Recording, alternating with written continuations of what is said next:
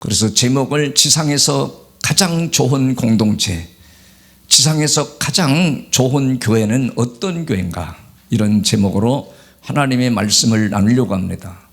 여러분, 이 갈라디아서는 굉장히 중요한 메시지들이 너무너무 장마다 계속 핵심적으로 주어지는 말씀들이 너무 많습니다. 우리가 건강한 공동체, 또 생명의 공동체, 축복의 공동체, 또 존귀한 공동체, 권세 있는 공동체를 만들어 가려면 어떻게 해야 되는가를 우리에게 아주 샅샅이 자세히 설명해 주는 메시지가 갈라디아서입니다. 그래서 1장에서는 우리가 핵심이 다른 복음은 없다, 다른 복음을 전하면 전하는 자나 또 그것을 따라가는 자는 모두가 저주를 받는다. 그래서 복음이라는 건 다른 복음이 없대. 진리는 두 개가 될 수 없고 오직 하나라는 거, 예수 그리스도를 믿고 예수 그리스도를 따라가는 거, 이것이 오직 진리의 복음이라는 거예요. 그래서 이 복음이 얼마나 중요한지, 우리는 세상에 복음을 분별하지 못해서 잘못된 사이비 종교에 따라가는 사람들이 얼마나 많은지 몰라요. 그래서 여러분이 영원한 영생 천국에 들어가고 하나님 나라에 들어가려면 오직 복음으로 살고 복음을 들어야 된다는 것을 가르쳐주고, 2장에서는 의로워지는 것이 인간의 노력으로 되는 것이 아니고 오직 말씀으로 또 복음으로 되어진다는 것을 강조하고, 3장에서는 성령과 율법에 대해서 말씀해요. 그 율법의 본질이 무엇인가? 율법의 본질은 죄를 깨닫고 내가 예수 그리스도께로 들어가는 것이 율법의 본질이다. 그것을 누가 알겠냐면 성령이 감화 감동을 시켜주시고 알게 하여 주셔야만이 들어갈 수 있다는 것을 강조해 주고, 4장에서는 우리가 복음으로 살면 반드시 모든 성도들은 장성한 신자가 된다.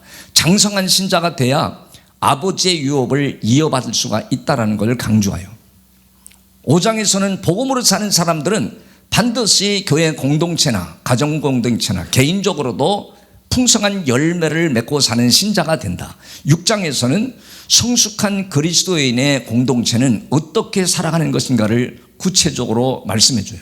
그래서 우리가 지난 시간에 잠시 봤지만 그 유튜브에다가 내려놨습니다.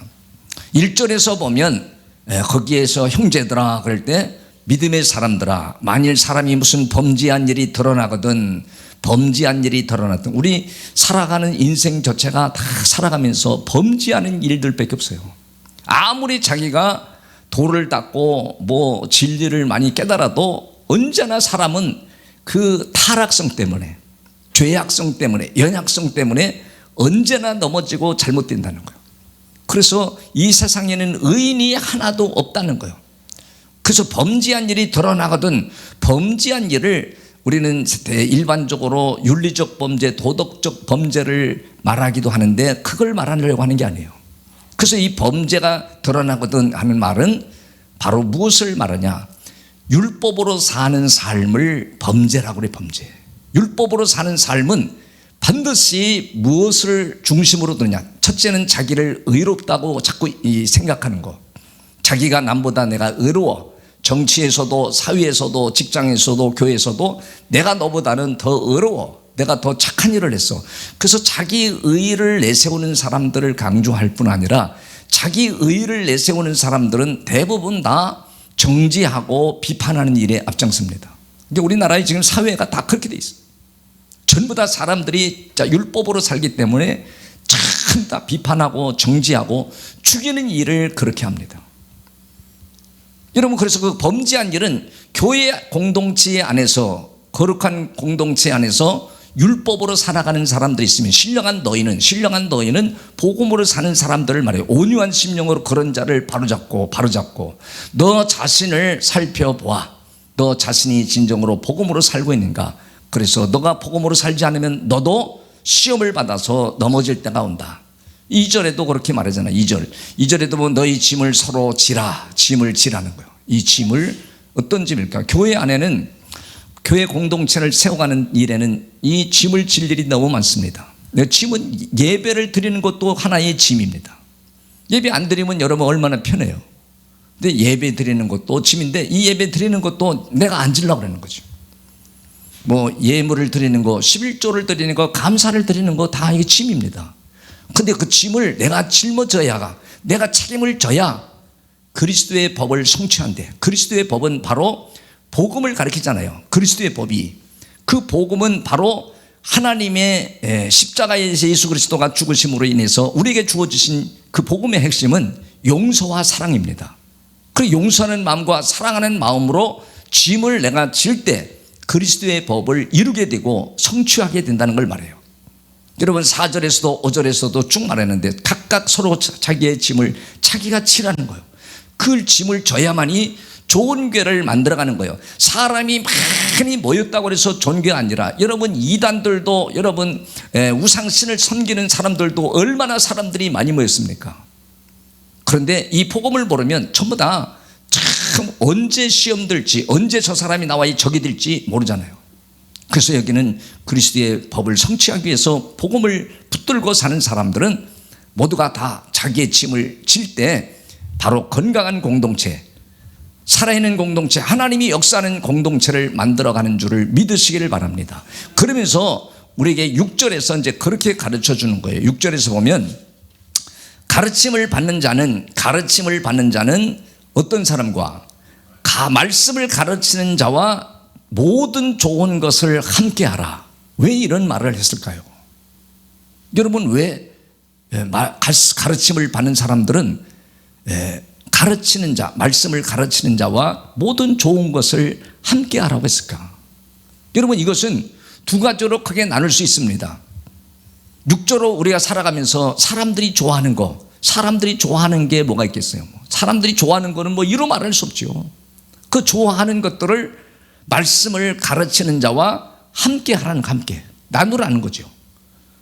더 나아가서는 영적으로, 여기서 말씀을 가르치는 자는 계속 우리 교회는 복음을 알려주잖아요. 복음을 입만 열면 복음을 알려주는데도 복음을 가르쳐주는 걸 바로 가르치는 자다. 그런 사람과 영적인 것을 나누라, 영적인 걸 나누라는 거예요.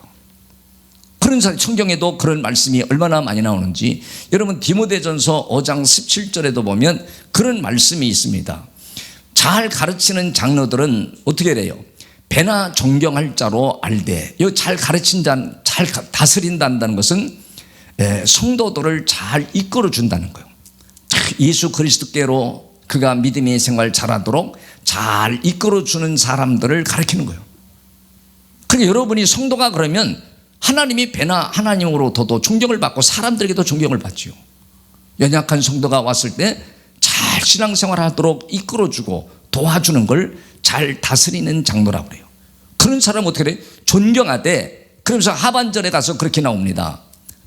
말씀을 가르치는, 말씀과 가르침에 수고하는 이들에게는, 말씀과 가르침에 수고하는 이들에게는 어떻게 돼요? 더욱 그리할 것이니라. 더 그렇게 하라는 거예요. 왜 그렇게 말씀하는가? 갈라디아서 6장 6절에서도 가르침을 받는 자는 말씀을 가르치는 자와 모든 좋은 걸, 하나만 아니라 모든 좋은 것을 함께 하라고 하잖아요. 왜 그렇게 말하는가? 여러분 말씀을 가르치는 자를 우리가 잘 존경하고 함께 하지 않으면 여러분의 마음속에 불협화음이 생깁니다. 율법의 마음이 생겨서 거부하게 돼요. 그러니까 여러분이 강단에서 들려주는 말씀을 내가 못 받게 되는 거죠. 관계가 좋아서 그러면 천스럽게 은혜를 받도록 되어 있습니다. 하나님의 관계도 마찬가지고 주의 종과의 관계도 마찬가지고, 그래서 주의 종과의 전부 다 관계를 잘 맺어 나갈 때 바로 하나님께서는 영광을 받으시는 거예요. 그래서 성경에 우리에게 지식을 주고 우리에게 능력을 주신 건 왜 그랬냐? 시편 29편 1절에서도 그렇게 말합니다. 시편 29편 1절에 가서 보면 너희 권능 있는 자들아 영광과 능력을 누구에게? 여호와께 돌리고 돌릴지어다. 권능이 있으면, 내가 능력이 있으면, 내가 남들보다 더 잘 살면, 내가 남보다 더 지식이 있으면 그 지식을 가지고 하나님 앞에 영광을 돌리고 돌릴지어다. 그러기 위해서 여러분에게 하나님이 재능도 주시고 물질도 주시고 모든 걸 주신 거예요. 그걸 여러분 안 믿으시는 것 같아. 그걸 할 수 있는 사람은 하나님이 날마다 더하여 주시는 역사가 임하는 줄을 믿으시길 바랍니다. 그래서 여러분 히브리서 13장 17절에도 그렇게 말씀해요. 거기다 보면 너희를 인도하는 자들에게 뭐라 그러죠? 순종하고, 그냥 순종하는 것만 끝나는 게 아니라 또 뭐 하래요? 복종하라, 복종하라. 그들은 너희 영혼을 위하여 뭐 하기 때문에 경성하기를 자신이 청산할 자인 것 같이 하느니라. 그러므로 그들로 하여금 뭐 하래요? 즐거움으로 사역을 할 수 있도록 하라 이거죠. 이것을 하게 하고 근심으로 하게 하지 말라. 그렇지 않으면 너희에게 뭐가 없어요? 유익이 하나도 없다는 걸 성경이 얼마나 많은 부분에서 우리에게 말씀하는지요. 그런 부분을 찾아서 증거하려고 그러면 뭐 2시까지도 해야 될 거예요. 그렇게 이 말씀을 가르치는 자들과 잘 함께하고 그들을 근심하게 하지 아니하고 순종하고 복종하는 것은 바로 우리 자신을 위해서, 여러분 자신을 위해서 그렇게 하라고 성경은 가르치고 있어요. 그래서 여러분 다음 절에는 7절에 보면 그렇게 말합니다. 스스로 속이지 말라. 스스로 속이지 말라. 여러분이 하나님 말씀을 따르지 않으면 하나님을 뭐 하는 거래요? 하나님을 없인 여기는 것과 같아요. 그 사람이 무엇으로 심든지 어떻게 해요? 그대로 거둔다는 거예요. 이건 자연의 법칙을 통해서도 그대로 우리에게 보여줍니다. 여러분 수박 심은데 호박 나는 법 봤어요? 수박 심으면 수박 나고 또 참깨 심으면 참깨가 나고 보리 심으면 보리 나고 전부 다 심는 대로 하나님이 거두는 법칙을 자연의 만물을 통해서 다 보여줬어요. 그러듯이 우리가 여기서도 무엇으로 심든지 그대로 거둔다니까 가장 중요한 것은 영적으로 사는 것, 영적으로 살면서 영적으로 심는 것은 하나님이 영생을 거두게 한다고 다음 절에 8절에 그걸 구체적으로 말해놨습니다. 8절에 보면 그랬죠. 자기 육체를 위하여 심는 자는, 자기 육체를 위해서 심는 자는 뭘 거둔대요? 그렇죠. 육체로부터 썩어질 것을 거두고, 자기 육체를 위해서 심는다는 건 바로 무엇을 말하냐? 첫째는 율법으로 사는 삶을 육체를 위해서 산다고 그래요. 그래서 율법을, 성경에는 율법을 내가 가졌다면 율법을 가진 거를 세상의 부와 비교를 합니다. 율법을 지키면 지킬수록 세상적으로 부를 축적할 수 있도록 성경이 그렇게 구약에는 말씀해 놨어요. 그러니까 율법을 가진 자는 부자다 이렇게도 표현을 해요. 율법으로 사는 사람 반드시 육체로부터 썩어질 것을 거둔다. 그리고 하나님이 없이 살아가는 이 모든 삶을 육체를 위해서 사는 삶이다. 그러니까 여러분이 그러니까 직장 가는 것도 직장 왜 가요? 직장 안 가면은 수입이 없어. 내 가정에 풍요함이 없어. 그러니까 죽으나 사나 직장은 그렇게 가면서 하나님의 일, 하나님의 짐을 짊어지는 일은 소홀히 하는 사람들이 많잖아요. 다 육신을 위해서 사는 사람들은 많아요. 그걸 지금 말하려고 하는 거예요. 그러니까 여러분이 육체를 위해서 사는 삶은 다 썩어질 것, 다 없어질 거래. 다 없어질 것. 그러니까 여러분이 어떻게 살아야 되냐? 하반절에 그렇게 말했습니다. 성령을 위하여 심는 자는 성령으로부터 뭘 거둬요? 반드시 영생을 거두리라. 영생을 거둔다 그러잖아요. 여러분 그러니까 우리는 직장을 다녀도 사업을 해도 공부를 해도 다 누구를 위해서 해야 돼요? 바로 하나님의 영광을 위해서 해야 돼요. 그러니까 하나님의 영광을 위해서 사는 인생이 바로 성령을 위해 사는 삶입니다. 이 성령은 하는 역할이 크게 3가지로 나눠져 있어요. 수많은 일을 하시는데 우리의 죄를 깨닫게 하시는 게 성령입니다. 자기 죄를 못 깨달아. 자기가 스스로 못 깨달아. 성령의 감동이 있어야만이 자신의 죄를 깨닫게 되고, 두 번째로는 바로 이 성령은 반드시 바로 이 율법이 무엇인가를 깨닫게 하죠. 세 번째로는 예수 그리스도가 누구신가, 복음이 무엇인가를 정확하게 깨닫게 하시는 사역이 바로 성령의 사역이에요. 그래서 이 성령의 사역을 위하여 가는 사람, 성령의 인도를 받아 가는 사람들은 반드시 뭘 얻어요? 영생을 거둔다. 율법으로 아무리 본인이 거룩하고 착하게 살아도 율법으로 사는 삶은 반드시 지옥이다. 이걸 알려주는 거예요. 여러분 그래서 이 로마서에도 보면 14장 23절에도 보면 그런 말씀이 있습니다. 거기도 보면 의심하고 먹는 자는 정죄되었나니 이는 믿음을 따라 하지 아니하였기 때문이라. 믿음을 따라 하지 아니하는 것은 다 뭐라고 그래요?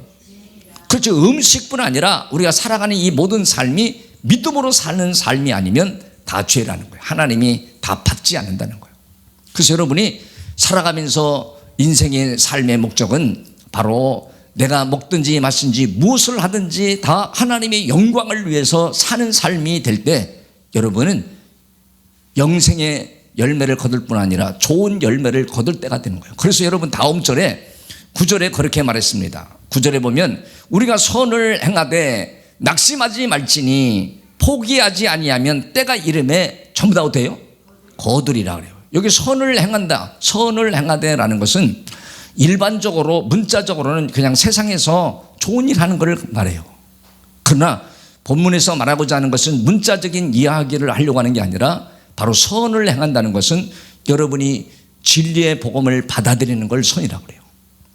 또 복음을 전하는 걸 선이라고 그래요. 그래서 이 복음을 전하고 진리의 십자가의 진리의 복음을 받아들이는 것을 선을 행하는 것이다. 여러분 다음 절에도 그렇게 나와요. 다음 절에도 보면 그러므로 우리는 기회 있는 대로 모든 이에게 뭐 하라 그러죠?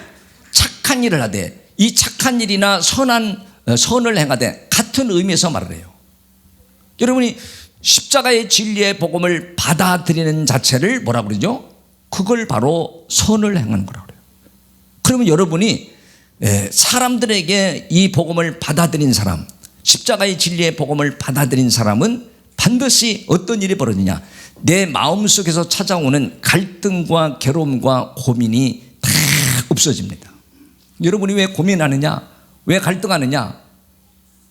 왜 여러분이 계속 좌우로 치우치고 흔들리고 마귀가 까부르는 거에 놀아나느냐? 왜 그러겠어요? 이 십자가의 진리의 복음을 받아들이지 않으면 내 속에 계속 괴로움이 생깁니다. 갈등이 생깁니다. 어려움이 생깁니다. 주님의 인도를 못 받습니다. 그러니까 여러분이 선을 행하라는 건 여러분이 이 십자가의 진리의 복음을 받아들였으면 반드시 다 물러가도록 되어 있고, 여러분의 마음에 평정이 오며 평강이 오며 하나님의 은혜가 올 뿐 아니라 성령의 열매를 여러분이 다 거두어 드릴 수 있도록 축복하십니다. 그래서 이 율법으로 사는 사람들은 날마다 낙심하고 피곤한 일이 생기지만 여러분이 복음으로 사는 사람들은 절대 낙심할 일이 없어요. 때가 이르면 하나님이 축복하셔서 반드시 축복하셔서 여러분의 삶의 현장에 열매를 거두게 하시는 것이 바로 하나님이고 성령님이고 예수 그리스도이신 걸 믿으시길 바랍니다. 그래서 착한 일을 하되 선한 일을 하되, 선한 일은 나 율법으로 살지 않냐고 복음을 받아들여서 복음을 나누고 복음을 전하고 복음을 가르쳐주는 삶을 하나님이 그렇게 기뻐하시는 거예요. 그렇지. 그 복음을 가르쳐주는 삶을 살면 반드시 하나님이 여러분의 삶 속에 성령의 열매를 맺게 하시고 영생을 거두게 하신다는 거예요. 근데 여러분이 삶의 현장을 한번 생각해 봐요. 내가 실제 진리의 십자가의 복음이 내 안에 들어와 있으면 이걸 전해주고 싶어서, 사람들 만나면 알려주고 싶어서 성령이 내 안에서 요동치는 걸 느껴집니다. 근데 내가 진리의 복음을 듣기는 들었는데 내 심령에 받아들이질 않는 거예요. 안 받아들이면 계속해서 여러분이 삶의 현장에 지침이 오고 괴로움이 찾아오고 마귀에게 눌림이 오고 피곤이 겹쳐서 오고, 오늘 얼마나 정확하게 말해요? 우리가 선을 행하면 낙심하지 말지니 포기하지 아니하면 하나님이 축복할 때가 온다는 거예요. 반드시 축복할 때가 와서 때가 되면 하나님이 여러분의 삶에 절정적인 축복이 다 거두게 하고 열매를 거두게 하고 잘되게 하는 역사가 일어나서 다른 사람은 간증할 게 없지만 여러분 자신은 간증할 게 무수하게 많아진다는 사실을 믿으시기를 바랍니다. 그래서 오늘 10절의 마지막으로 그러므로 우리는 기회가 되는 대로 전부 다 착한 일을 하라고 그러잖아요. 착한 일이 뭐라 그러죠? 남 도와주고 여러 가지로 섬겨주고 먹고 사주고 하는 이런 걸 말하는 게 아니라 바로 복음을 증거해 주는 거예요. 기회 있으면 계속 복음을 증거해 주고, 인간은 별 수 없어. 네가 아무리 잘난 척하고 똑똑한 척해도 너 얼마나 구린내 나는 인생인 줄 알아? 네 살아온 과거를 봐. 그럼 이거 살아오는 과거의 삶을 쭉 우리가 어떻게 살았는지 안 보고 요직에 앉혀놓으면 전부 다 못된 짓 하는 거예요. 다 다 정치 세계가 다 그렇잖아요. 저 사람이 어떻게 살아왔는가를 잘 확인하지 않고 좋은 장관 자리에 딱 앉히면 전부 다 자기를 세우려고 하는 거예요. 지금 나라도 이것 때문에 엄청나게 어려운 일이 지금 생기고 있습니다. 그게 얼마나 배신적이고 얼마나 야비하고 얼마나 못된 인간인지를 보여주는 이제 국민들이 그걸 모르는 거죠. 속는 거죠. 그리고 여러분 성경을 보면 그게 다 보이잖아요. 저 사람이 어떻게 살아왔는가 이걸 보고 그걸 보고서는 이 사람을 요직에 앉혀야 되는데 그거 안 앉히면 그런 엄청난 어려움을 겪는 거죠. 그 여러분이 그러니까 착한 일을 하되 기회 있는 대로 착한 일을 하라는 것은 만나는 사람들에게 야 우리는 죄인이야, 우리는 십자가의 복음 앞에 가지 않으면 우리는 의로워질 수가 없어, 우리는 착해질 수가 없어, 우리는 공동체를 아름답게 세울 수가 없어. 그러니까 여러분은 50년 믿어도요 같이 평생을 살아도 여러분이 율법으로 살면 가정을 깨트려 버립니다. 공동체를 깨트려 버리는데 앞장섭니다. 마귀 앞잡이가 되는 거죠. 자기가 마귀 앞잡이가 된 걸 모릅니다. 그러니까 여러분 착한 일을 하라는 것은 복음을 전하라. 기회 있으면 복음으로 살아야 한다. 우리는 복음을 붙들어야 한다. 십자가의 복음을 붙들고 살아야 나도 용서받고 너도 용서받고 공동체를 세울 수 있고 가장 지상에서 아름다운 공동체, 훌륭한 공동체, 하나님이 기뻐하시는 공동체를 만들 수 있고 그런 교회를 만들 수 있다는 걸 여러분 확신하게 됩니다. 그래서 오늘 그러잖아요. 할 수만 있으면 기회 있는 대로 모든 사람에게 하되 더욱 믿음의 가정들에게 할지니라. 믿음의 가정들과 복음으로 사는 걸 나누면서 교회 공동체를 세우는 거죠. 그래서 앞에 1절에서 5절까지 짐을 지라고 계속 말씀한 게 바로 이 착한 일을 하는 게 짐을 지는 거예요. 복음을 받아들인 사람만이 여러분이 교회 안에서도 굳은 일을 다 감당하고요. 여러분 짐을 진 사람은 말이 없습니다. 짐을 안 지기 때문에 여러분이 불평하고 원망하고 정죄하고 비판하는 거죠. 내가 여러분 교회 안에서 여러분 짐을 진 사람들이 교회를 해롭게 하고 목회자를 비난하고 그런 사람 봤어요? 없습니다. 말없이 충성하고 봉사하고 헌신하는 사람은 절대 안 합니다. 여러분이 이런 무거운 짐을 내가 스스로 지고 복음으로 살기만 하면, 복음을 받아들이기만 하면 하나님이 여러분 자신도 하나님이 역사할 뿐 아니라 여러분 삶의 현장에도 죽을 일도 살게 하시고 여러분의 모든 일도 살게 하시는 놀라운 하나님을 만나는 것을 기억하시며 믿음으로 달려가기를 주의 이름으로 축복합니다.